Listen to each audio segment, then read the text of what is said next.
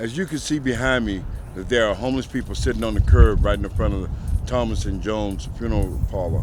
Thomas and Jones funeral parlor was harmed very seriously by homeless people sleeping on the street, which was called Tent City. Walking up towards Palms Mortuary to show the contrast of the difference between Thomas and Jones Mortuary and Palms Mortuary.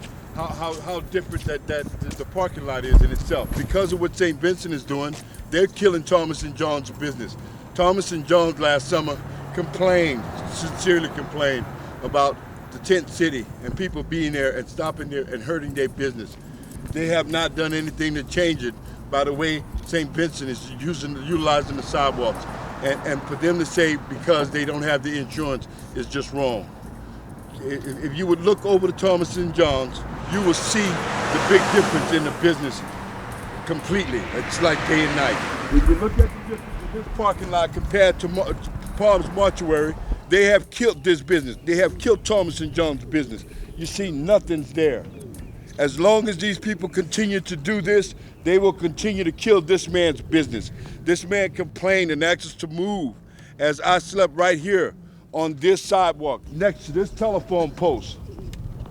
Okay, Thomas and Jones felt so bad and they said, we're not trying to harm you guys, but y'all really hurting our business. Y'all hurting our business tremendously. Now Tent City is gone and their business is dead. And it's not because of Tent City, it's because the police department won't do their job to protect this man's business. Just to protect that man's business? Which business is more important? Their business should be treated equally. So St. Vincent has enough property to care for the people that they claim they care for. I'm tired of people just being abused.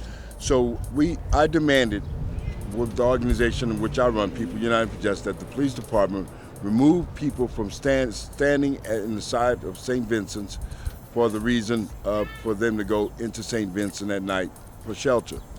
Because St. Vincent has enough campus that people would not have to stand on the sidewalk.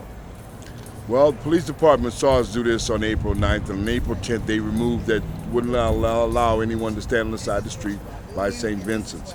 And now these people are sitting on the opposite side, right in the front of Thomas and Jones. It shows how much the police department have continued to allow people, continue to violate the constitutional right of poor people and also the constitutional rights of this business for equal protection. So they're harming this business by this police department ignoring this thing so that way St. Vincent can get its money.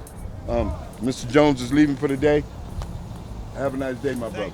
All right, we'll be back again to try to talk with you about this because I think it's unfair practice what the police department has done to not protect your business. Right. So can we set a date soon that we may be able to get together? Okay. God bless you, brother. Thank you. Now people run, as you see, they run to store their bags at the gateway because they can no longer block the sidewalk because St. Vincent knows that they are the problem. The reason why we had a Tent City here is for those who were turned down and turned away from St. Vincent. Those who could not get a bed at night wind up sleeping on this side of the streets at night. So this is the beginning of a new Tent City. This is how Tent City was formed. This is what caused it. This will continue to cause it. And we did some investigation. I had people fill out statements who lived in the program and people who used to live in the program concerning this food stamp program because I believe it as the same as selling food stamps. Well, what's happening with this program, I still have not gotten a clear answer from the state. They just kind of blew it off. The work program in itself does not get people any employment. You stay with St. Vincent, you work 2 years for St. Vincent for free. I call it slavery. I made it clear that slavery is over and that no one should work for free, but these men work 36 hours a week for a bed, a shower, and a bar of soap.